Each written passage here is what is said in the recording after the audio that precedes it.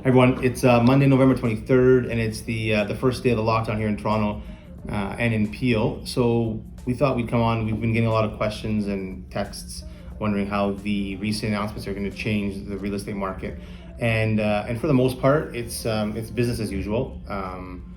We're still able to show property, we're still able to list property. We are not able to do open houses, which we haven't done for the last while anyways.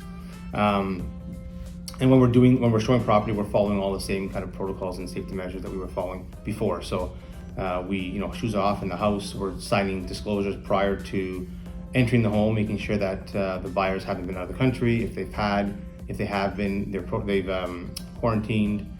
They have no symptoms of COVID for the last 14 days, etc. So we're trying to make sure that everyone's still, as safe as possible. In the homes, masks are being worn. Hands are being sanitized. We're touching nothing if possible, or very, very little if possible.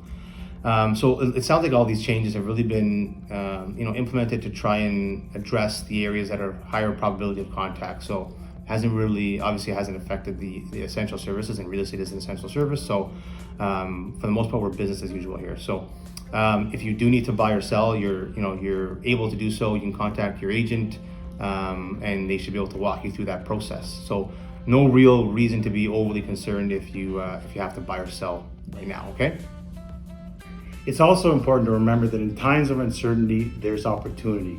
So with prices holding steady as they are and interest rates being so low, we feel that this is no better time in history than now to use leverage as an opportunity to invest in real estate. So the question is, where to invest, in the suburbs or in the city? Well, where we're seeing the highest activity is in the suburbs and rural areas, and that's because the dynamics of the work environment has changed and people are working more remotely. Where on the other hand, we're finding that there are slight reductions in the condo market, in particular in the city.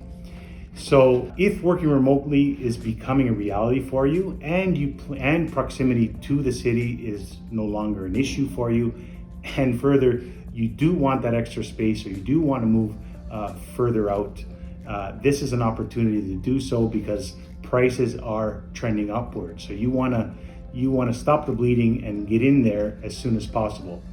On the other hand, if there's going to be opportunities, there's definitely going to be had in the city as prices are softening. So if you are a buyer and you're thinking long term, this is a great opportunity, because when things get back to normal, prices in the city or the condo market will rebound.